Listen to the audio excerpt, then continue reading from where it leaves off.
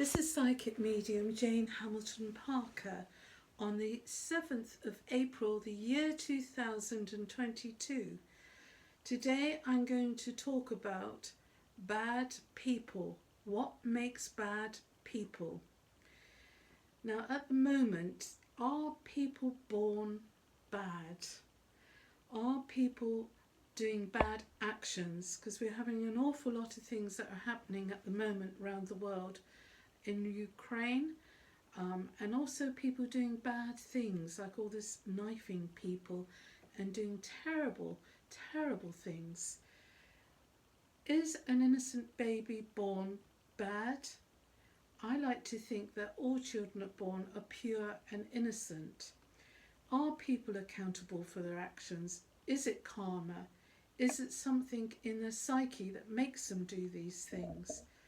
Is it passive aggressive behaviour, or is it they're a psychopath, or is it in their DNA they're born a murderer? At the moment it feels like there's so many bad people in the world that are doing all unspeakable things. Is it karmic? Is it from a past life? Every action is accountable for what we do on God's earth. So every action doesn't go unnoticed. Sometimes people don't get punished for doing the bad things in this life. Sometimes people seem to be getting away with an awful lot of things. How can people kill people? How can people in their consciousness go about killing and thinking they're going to get away with that?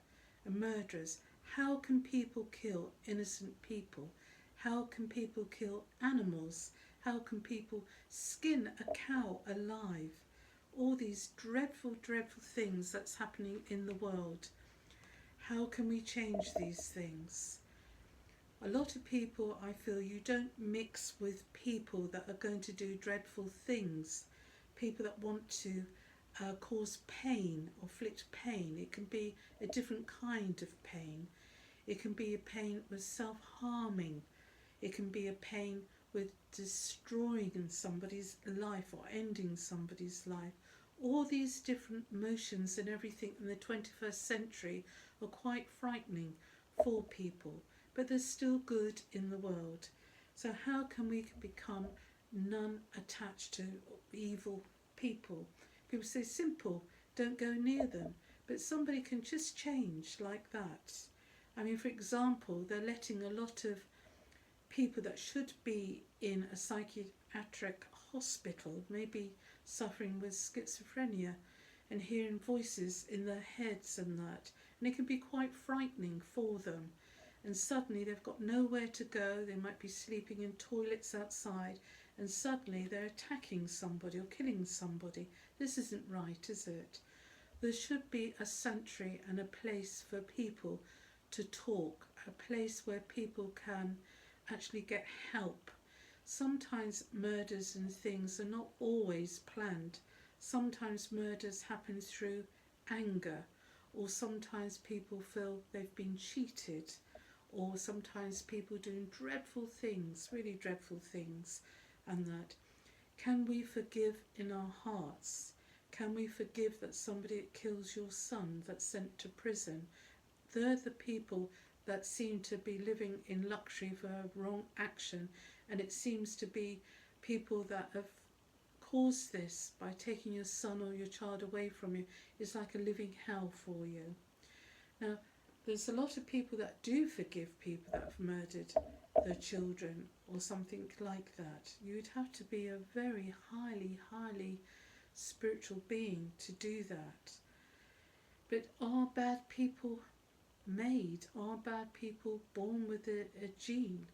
I mean, you know, you get some people that can be in a family and idolise on, say, a daughter, and they go out and do dreadful things.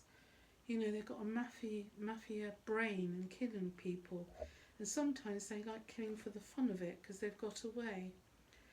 Now, the most horrific thing that I think that I've experienced is meeting Keith Bennett's mother, who contacted me, and I'm talking about the Moors murder. Winnie Johnson. She's passed into spirit now. And I can remember when I was doing a television show on the Big Breakfast that she contacted me. Could I communicate with her son Keith, because her husband then had died, who's asthmatic. And I said, it doesn't work like that, Winnie. I felt so sorry for her, because every week she'll go with a metal detector up to some